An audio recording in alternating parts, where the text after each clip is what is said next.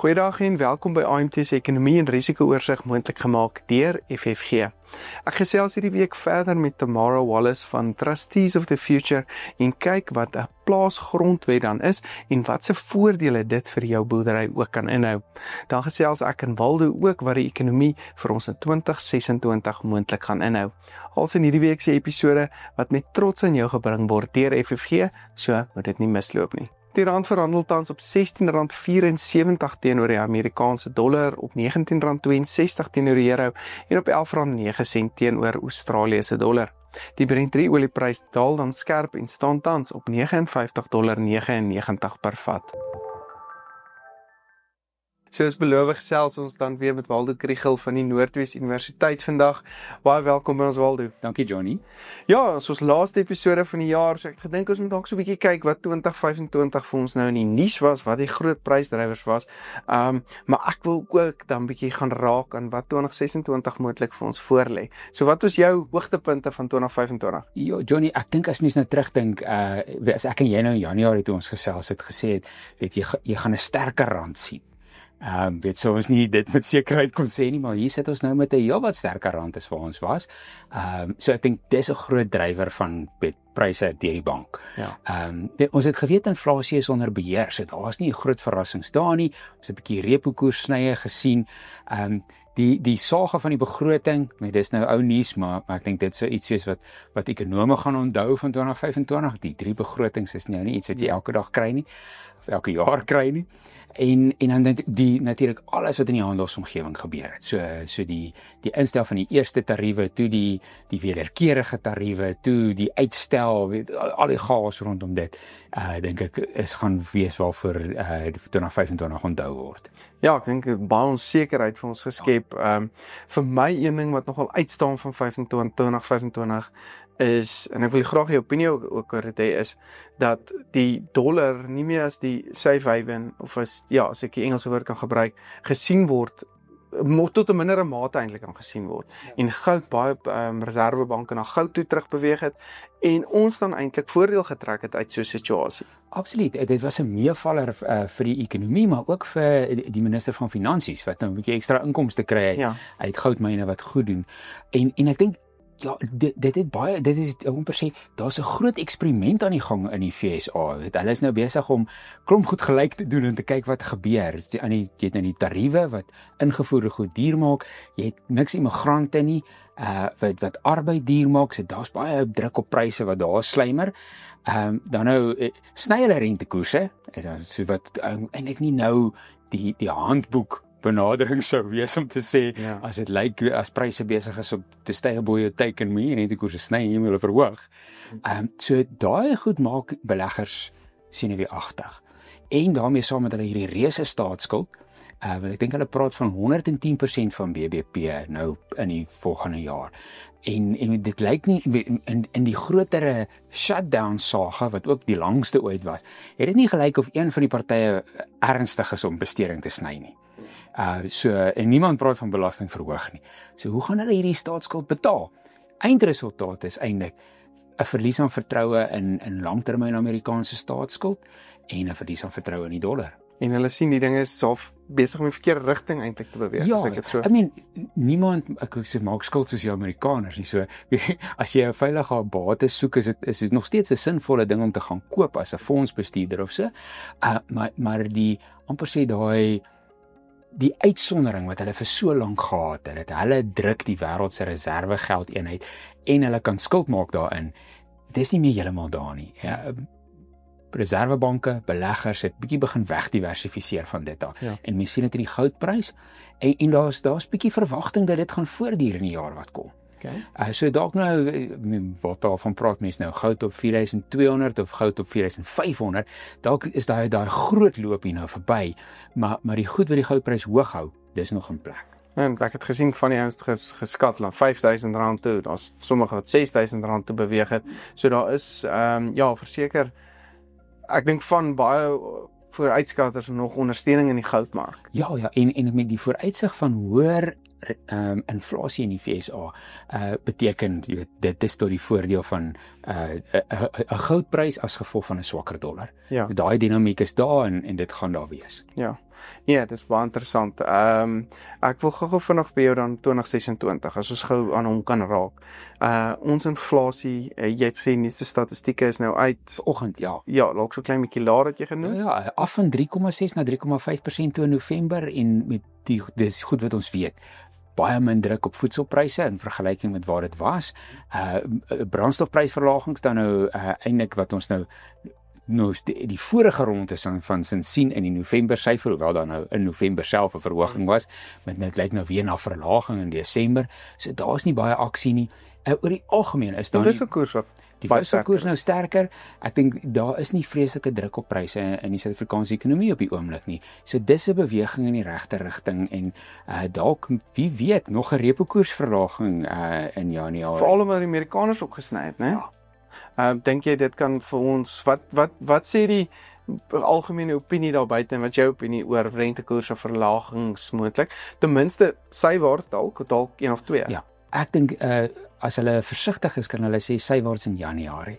Dan Februarie is die begroting, so dan is daar nie 'n beleidskomitee vergadering, dan kyk mens eers weer na die maand daarna. So daar's nie baie tyd om dit te doen nie, maar as die Amerikaners sny, dan dink ek hoef ons nie bekommerd te wees dat ons gaan verswak teenoor die dollar nie. Ons versterk teenoor die dollar en ek dink dit hou ingevoerde inflasie se prysdruk laag. So daar is ruimte vir 'n effense sny. Dit kan ook wees hulle sê kom ons hou net bietjie vas vir 'n ronde van die vergaderings, maar ek dink 'n positiewe prentjie wat beleggings aanbetref. As jy nou dink jy wil 'n projek begin, jy wil 'n fabriek bou, wat ook al, rentekoers het nie meer 'n invloed op dit op die oomblik nie. Die ander onsekerhede beïnvloed dit. Daai plaaslike owerheidsverkiesings dink ek is 'n baie groter kwessie as waar rentekoerse op die oomblik lê. Dis eintlik wat ek nou vir jou wil vra. Ons gaan beweeg nou in 'n onsekere tydperk van 2026, is 'n onsekere jaar met verkiesings hier en in Amerika wat dan eintlik dan nou plaasvind. Hoe kan veral ons plaaslike hoe kan dit die ekonomie beïnvloed? Hoe kan daai plaaslike verkiesing veral met die ANC wat nou 'n bietjie steun verloor? Ek weet dat ons beweeg nou amper so in die politieke omgewing in, maar politiek en ekonomie is so afhanklik van mekaar, veral in Suid-Afrika. So wat is jou gevoel, wat gaan die politieke invloed op Suid-Afrika se ekonomie volgende jaar kan hê? As ek nou 'n voorbeeld kan gooi uit hulle sê in die Amerikaanse midterms is die verwagting dat president Trump so graag die olieprys laag wil hê om brandstofpryse laag te hê om kiesers positief te hou. So ons gaan daar ietsie 'n voordeel van kry. So ten minste is dat dit. Drill baby drill. Ons gaan meer aanbod kry. Die aanbod is daar en so maar okay, maar dis nou nie ons nie. So ek dink in die Suid-Afrikaanse konteks sulke verkiesings skep maar so 'n bietjie onsekerheid. Die verwagting is die ANC gaan steun verloor veral in KwaZulu-Natal, in die grotere stede dorpe, waar mense is moeg vir die swak dienslewering. En ek dink amper sê soos ons nou gesien het met die algemene verkiesing wat nou die RNE in plek gestel het, voor dit is beleggers skrikkerig. Hulle staan vas, byt vas en maar as die uitkoms so is dat daar op meer plekke nou saam geregeer moet word. Dit het sy eie moeilikheid, maar dit beteken dis nie net meer ANC regering nie. Dan sien mens weer is daai spike in vertroue. So ek dink aanvanklik 'n bietjie onsekerheid, dalk weet investering is in elk geval baie laag, so kan nie veel laer nie.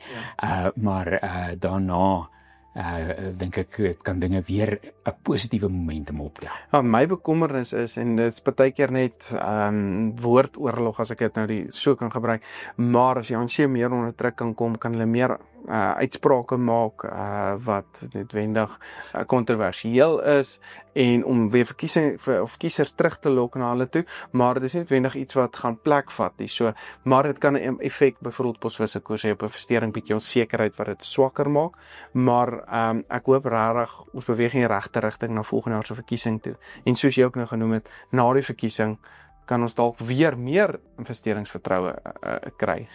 Johnny, jy is absoluut reg. Dit wanneer hulle onder druk kom, is daar baie keer die slegte ou idees word weer opgegrawe en nog 'n keer op die tafel gesit. Hoewel met iets soos 'n staatsbank het niks met 'n plaaslike verkiesing te doen nie, maar dit is daar iewers in die beleidsdokumente en dan word dit weer genoem of hulle beloof dalk weer van vooraf die NHI. Enige van daai hulle het nou weer iets genoem van die helft ding wat hulle weer wil wat hulle moet gaan 'n regte zombie idee wat nie wil gaan lê nie. Ja. Maar ja, so dit is 'n risiko dat jy maak internasionale beleggers senuweeagtig met uitsprake wat eintlik nasionale beleid is, maar jy probeer tot jou basis spreek waar hulle nou ook al in die land in plaaslike verkiesings deelneem. En ja, dit is gaan gepaard met 'n swakker rand. Ongelukkig. My vraag ook eintlik aan jou is, as hierdie kontroversiële uitsprake veral grondonteeneming sonder vergoeding weer gaan begin vlam of hulle gaan meer weer daaroor begin praat en sê hulle moet dit nou doen en al daai tipe goed, dan gaan ons verhouding, nie net plaaslik maar ons verhouding met Amerika gaan nog sleg versleg. Ja. Nee, dit gaan dis moeilik om vooruit te sê wat is half in hulle gedagtes oor wat gaan die kiesers se aandag kry, wat gaan die ou by die stembus kry.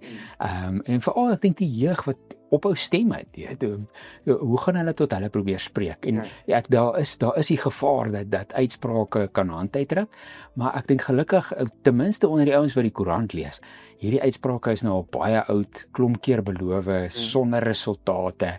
Ek dink daar 'n bietjie 'n mate van siniesheid ingeskop is as jy nou nog 'n keer ouens probeer opgewonde maak oor idees wat duidelik nie van die grond af kom nie. Ja. Die laaste ding wat ek gou weer wil hoor is AGOA gaan lyk my nou hernie in Amerika. Gaan ons, daar is nou sprake dat hulle dit gaan doen, maar hulle gaan vir Suid-Afrika sê nee, julle is die stoute kind gaan sit in die hoek. Julle is nie deel van hierdie storie nie. En daarmee saam, hierdie is eintlik 'n nuwe ding nie. Selfs in die vorige hernuwing het hulle al gesê ons is eintlik te ontwikkeld om sulke bystand te moet kry. Ja. Hierdie is vir nog armer lande bedoel. So en natuurlik is ons nou ons is in hulle slegte boekies op 'n groot manier. Ja. So ek dink daar wat agter die skerms gebeur gaan interessant wees. Gaan dit 'n groot impak op ons ekonomie hê as ons byvoorbeeld ons verhouding nou heeltemal, kom sê dit draai nou heeltemal skeef met Amerika of ek dink dit kan meer skeef draai op die oomblik nie, maar is dit so sleg of ek dink dit gaan eintlik oor die motorbedryf. Ons weet nou Citrus het nou nie meer 'n probleem onder die wederkerige tariewe nie. Dit is nou vir hulle kwytgeskel. Baie van die ander uitvoer het ook een of ander kwytskelding vir al die metale en minerale wat drankgraad almal het. So die motorbedryf is die groot ding en die motorbedryf gaan ook nie gehelp word as ons terug is in AGOA, maar die wederkerige tarief lê in elk geval bo op AGOA nie, want dan is ons nie meer 'n ding dit nie.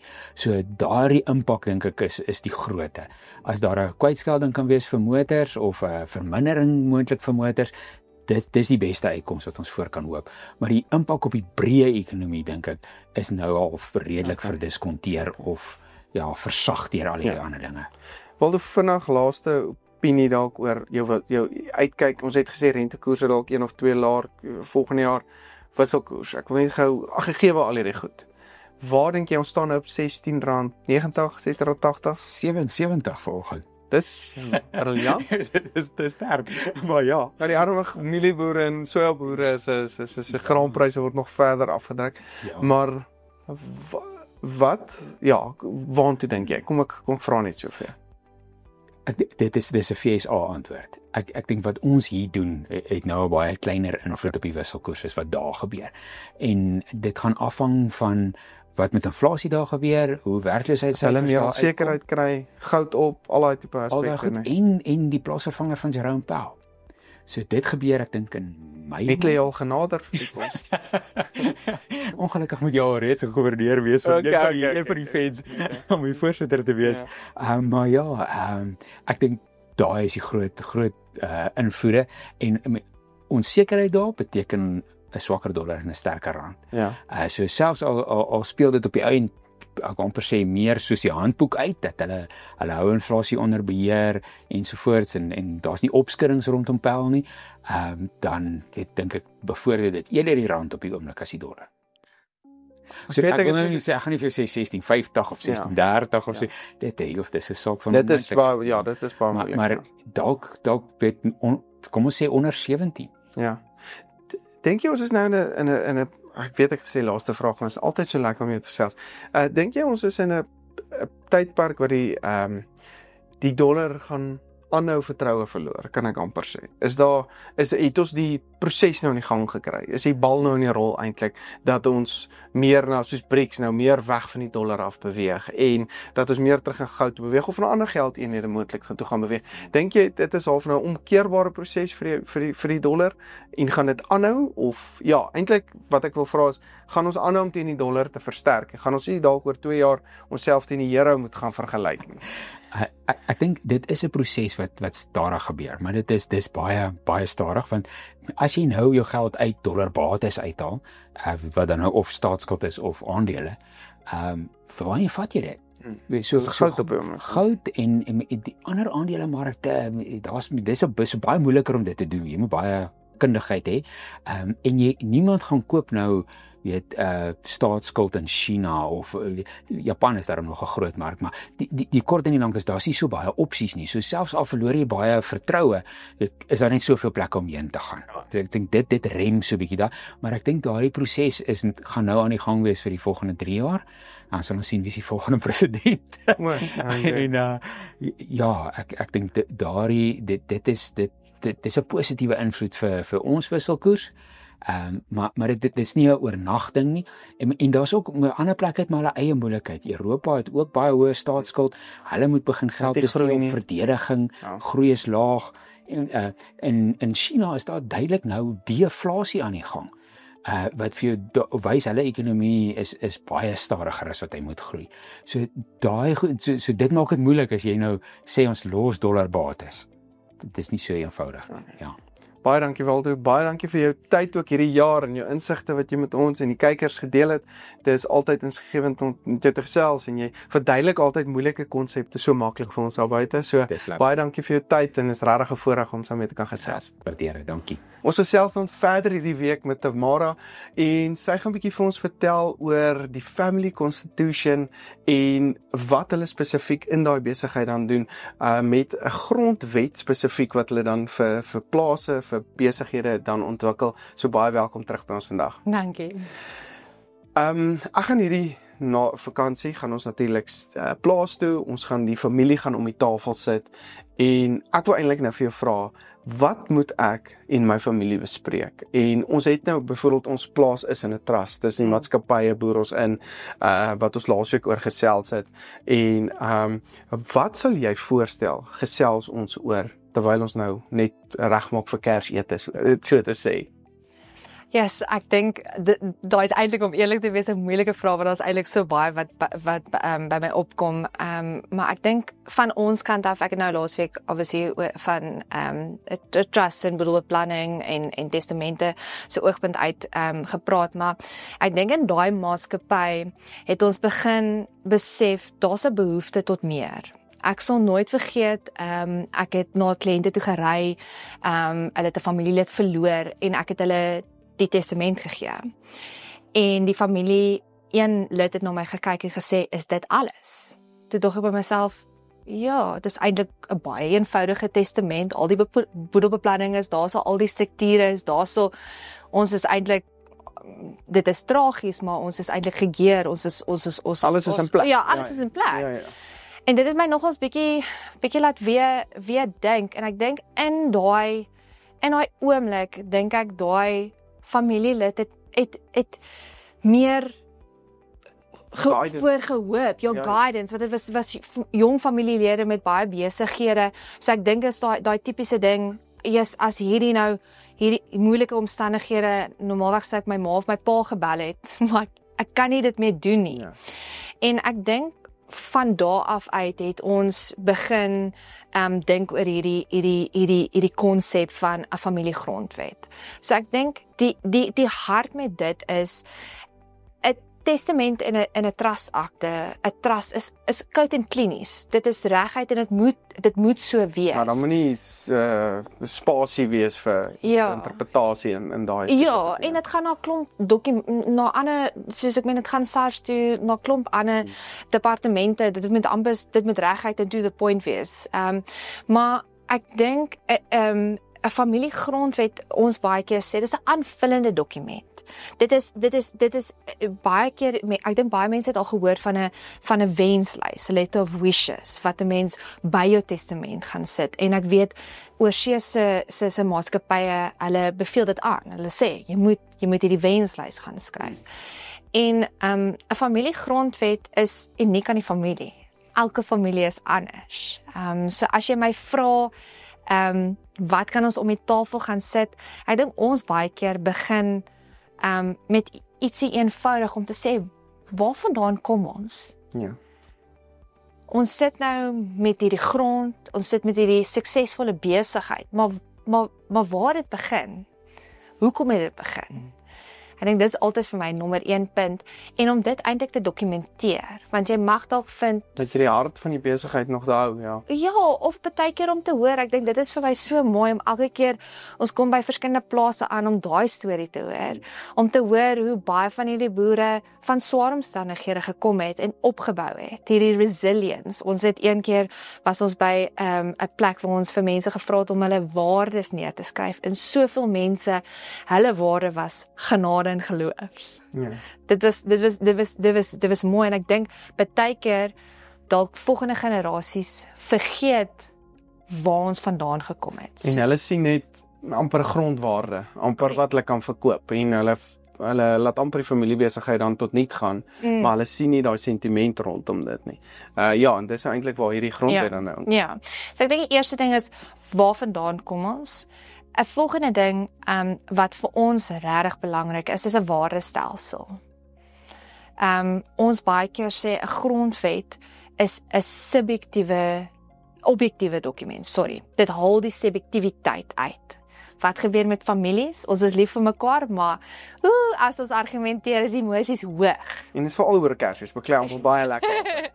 Ja, en ek dink dit is wat die hele meganisme van 'n grondwet en dit is die familie wat om die tafel gaan en sit en sê, hoe gaan ons met mekaar werk? Wat is ons familiewaardestelsel? Maar hoe lyk ons besigheidsstelsel?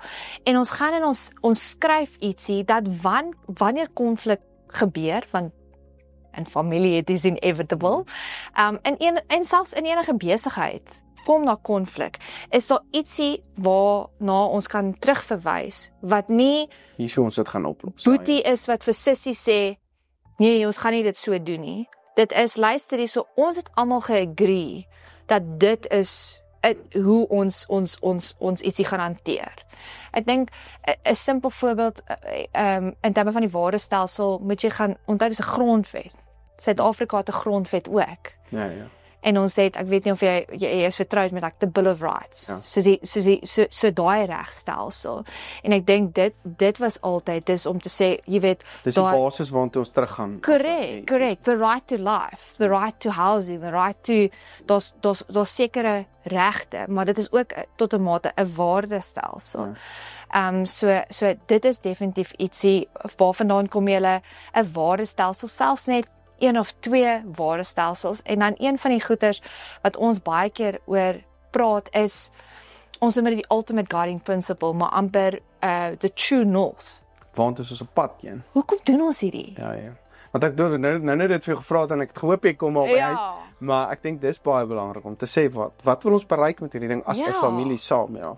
Daar's ouens wat gesê het, ons het baie keer platgeval of ons nie platgeval nie, ons het 2 of 3 keer het ons regtig groot goeders gehad wat in ons maatskappy gebeur het, maar ons het elke keer van die ashes gerise. Soos ons het opgestaan. Daar's ander families wat sê, luister hierso, ons verstaan dat ons besigheid moet groei. Want ons kan nie almal sustain nie. Ja, jy kan nie stagneer nie, want dan gaan jy agteruit. Ja, so ek dink dit is belangrik om baie keer wanneer dit moeilik raak, wanneer jy baie sacrifice, ek dink boere, ons het so gelag met 'n of iemand wat ons mee gepraat het, toe sê ons hy met sy vellies aangetrek en alles, toe vra die een ou vir hom, maar staan jy al 5 uur op? Toe sê hy, nee, hy is nog nie daar nie. So boere werk verskriklik hard en ek dink daar's baie sacrifices wat hulle moet maak, maar ek dink partykeer val jy jouself die vraag, hoekom doen ek hierdie? Ja, ons het nou dieselfde situasie by ons, 'n moontlike grondverkope wat ons kan doen, maar want ons besluit is dit ons boerdery besigheid en al daai tipe goed, en ek dink as jy mens daai tipe raamwerk het, dan kan dit vir jou amper die besluitneming makliker maak, veral as jou ouers die dag nie meer daar is om jou te guide en hierdie tipe goed nie. Maar ek wil vir jou nou vra, ons, veral ek, en ek weet my ouers en so, is nie lief om te sit en skryf nie. Hoe kry mense hierdie goed gedoen? Want dit voel vir my nou baie werk. Ja.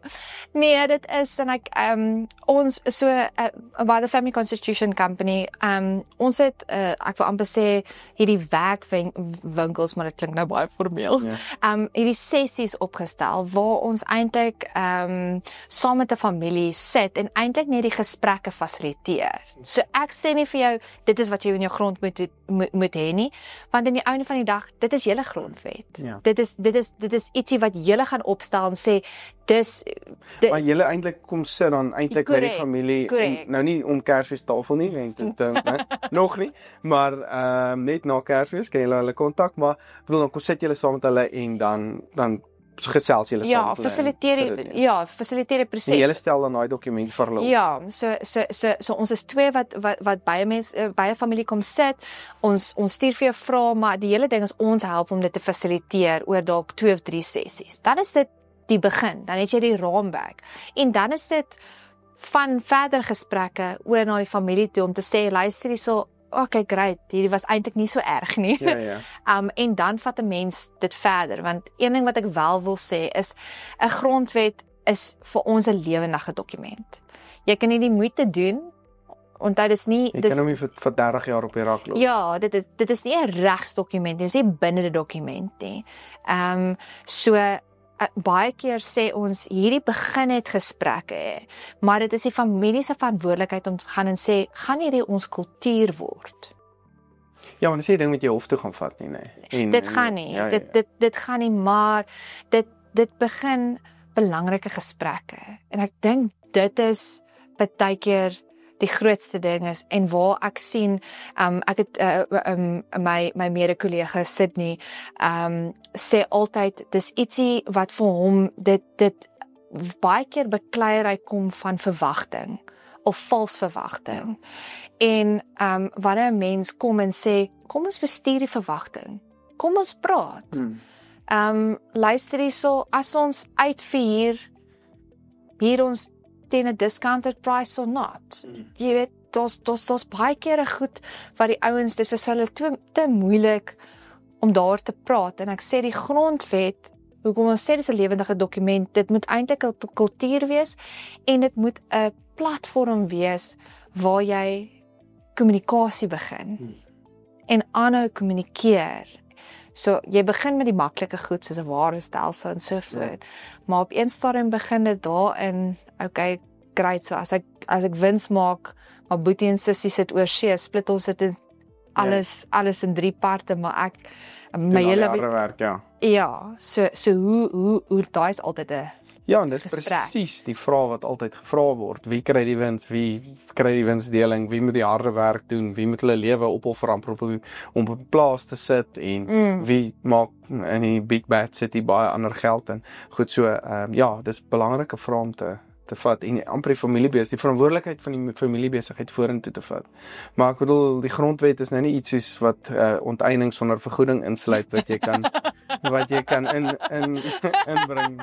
So ons hoop nie so, jy dit nou net nie inbring nie. Maar asseblief kontak vir Tamara en haar span. Ek dink dit is iets wat regtig 'n baie goeie addisionele hulpbron vir jou daar buite is, en ek weet julle het al baie sukses met groot boerderye gehad wat onlangs deur dieselfde prosesse was. Ek weet nie of jy 'n bietjie meer daar kan vertel nie. Ja, ek dink ek en my kollega Sydney, want ons is die twee wat dit op hierdie stadium fasiliteer. Ek dink elke keer wat ons wegry van 'n boerdery, die een ding wat ons net sê is elkeen is uniek. Maar elkeen het hierdie wysheid. Ek dink dit is, ons voel eintlik so bevoordeel, want ons baie keer en ek is jammer as ek reguit sê met hierdie stigma, dink baie keer mense sê ja, boere hulle is nie besigheidsmense nie. Dit is nie, jy weet, formele suit and tie nie.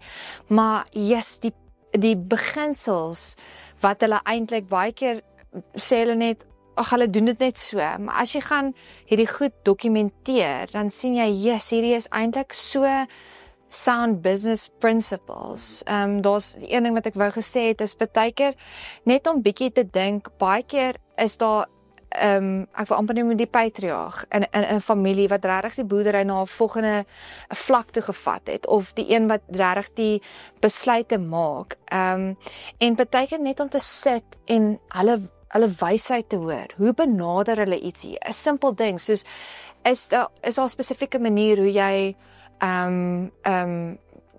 wat is jou benadering in terme van debt ratios? Wat is jou benadering in terme van AVO's? Betaal jy dit onmiddellik af of nie? Wat is jou benadering in terme van koop ek nuwe planters of tweedehandse planters? Eenvoudige goeders om dit eintlik te gaan neerskryf en eintlik te besef dit is hulle filosofie, maar dis eintlik besigheidsbeleid. Dit is nuggets of wisdom wat hulle dalk begin in hulle kinders of hulle opvolgers gaan neerskryf of in hulle ingrain met hulle besluitneming, maar om dit te gaan neerskryf as ietsie sou gebeur met hulle vroeër as later, is daar ietsie om na terug te verwys om te sê hoe sou my pa hierdie of ma hierdie hanteer het. Ja, en jy sê jy het nie daas nodig om 'n goeie besigheidsman te wees nie, en baie van ons boere bewys dit, meeste van ons boere bewys dit, wat met baie meer onsekerhede, baie suksesvolle boerdery doen, maar baie dankie vir julle hulp ook, en ja, hoop is 'n voorspoedige 2026 wat vir julle ook voorlê. Maar kontak asseblief vir Tamara aan haar span, sy kan julle verseker help om hierdie uitstekende diens verder uit te rol in julle besigheid. So baie dankie vir jou tyd vandag. Dankie Johnny. Hierdie episode was met trots aan jou gebring deur FFG. Besoek ook gerus AMT se webtuiste by aimtrends.co.za vir ons nuutste pryse, video's en meer gedetailleerde verslae. Ek sit ook die skakels in ons WhatsApp groepe in die beskrywing onderaan. Hierdie was dan ook ons laaste episode vir die jaar gewees, en wil ek net almal 'n geseënde feestyd saam met familie en vriende toewens. Hoop julle reis veilig en kom veilig terug vir 2026. Hierdie is regtig 'n groot voorreg vir my om hierdie diens aan julle te kan bring, en baie dankie vir julle ondersteuning ook.